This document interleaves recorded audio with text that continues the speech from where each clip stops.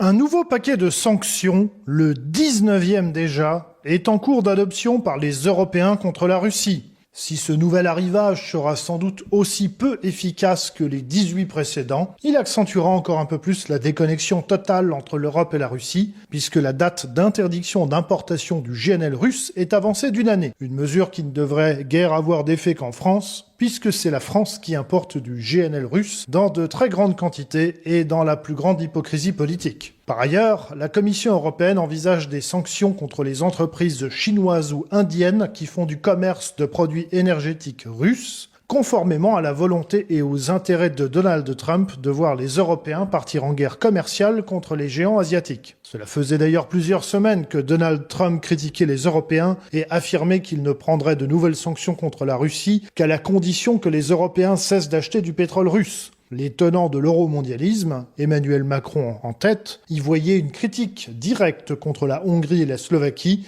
qui importent toujours directement du pétrole russe par oléoduc, et avaient du mal à cacher sa satisfaction. Sur les sanctions, il est tout à fait vrai que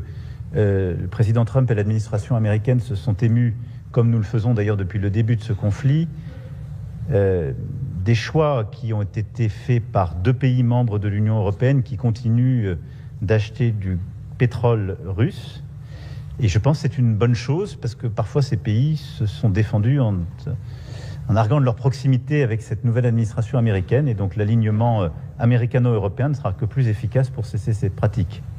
Sauf que voilà, en l'état actuel des choses, et bien que cela soulève toutes sortes de critiques, les Hongrois et les Slovaques sont dans l'incapacité quasi absolue de se passer des approvisionnements énergétiques russes, que ce soit en gaz ou en pétrole. En ce qui concerne le gaz, le transit du gaz russe via l'Ukraine a cessé et passe désormais par la Turquie, grand bénéficiaire des pseudo-restrictions que s'imposent les Européens, tandis que le pétrole transite toujours par l'Ukraine pour arriver en Slovaquie. Ces dernières semaines, les bombardements par drone des forces armées ukrainiennes sur l'oléoduc Druzhba qui relie la Russie à la Slovaquie et la Hongrie ont été très fortement critiqués par Budapest et Bratislava qui ont rappelé que d'une part, ils ne peuvent pas se passer de ce pétrole et que par ailleurs, ils raffinent du pétrole russe chez eux qu'ils réexpédient ensuite à l'Ukraine. En ce qui concerne la Slovaquie et surtout la Hongrie, qui est un acteur énergétique vraiment régional par sa société MOL, c'est une société assez importante sur le marché centre et est européen. Il est vrai qu'à très court terme, ce serait absolument catastrophique pour la Hongrie, mais aussi pour la Slovaquie de stopper net les importations de pétrole russe. Donc, la Hongrie a à peu près 30 jours de réserve de pétrole, 45 jours de réserve de carburant, donc vous comprenez bien que ce serait très compliqué de stopper tout net ces importations, en sachant que le pétrole qu'utilise la Hongrie provient entre 70 et 80% de Russie. Donc il y a clairement une dépendance au pétrole russe de la Hongrie et on a des chiffres à peu près similaires en Slovaquie. Il y a une série de conflits entre Zagreb et Budapest. La Croatie, dans ce contexte de tension, a décidé de fortement augmenter ses droits de transit sur son territoire. Il faut savoir que les droits de transit croates vers la Hongrie sont 4 fois plus importants que la moyenne des droits de transit européens, ce qui est énorme. Donc ce serait absolument accepter de payer un prix délirant si on voulait remplacer le pétrole russe par du pétrole qui arriverait donc par la mer Adriatique et traverserait le territoire croate. Le deuxième problème, c'est plus un problème d'ordre technique, c'est que les raffineries hongroises, même si ça change ces dernières années, ont surtout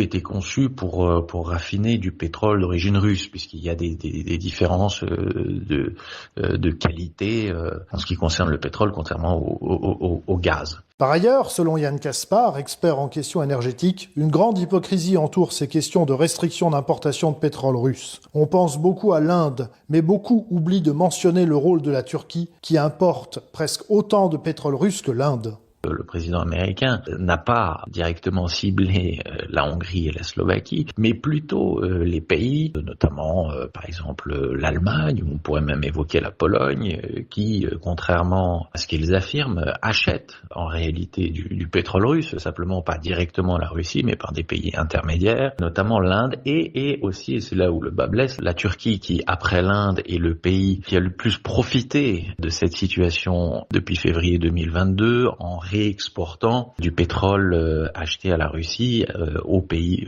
européens pour un total de revenus qui correspond à peu près à 5 milliards de dollars depuis février 2022. Il y a une énorme dose d'hypocrisie là-dedans, puisque par exemple la France achète énormément de gaz naturel liquéfié russe, et là on est sur des montants qui sont bien plus importants que ce que la petite Hongrie importe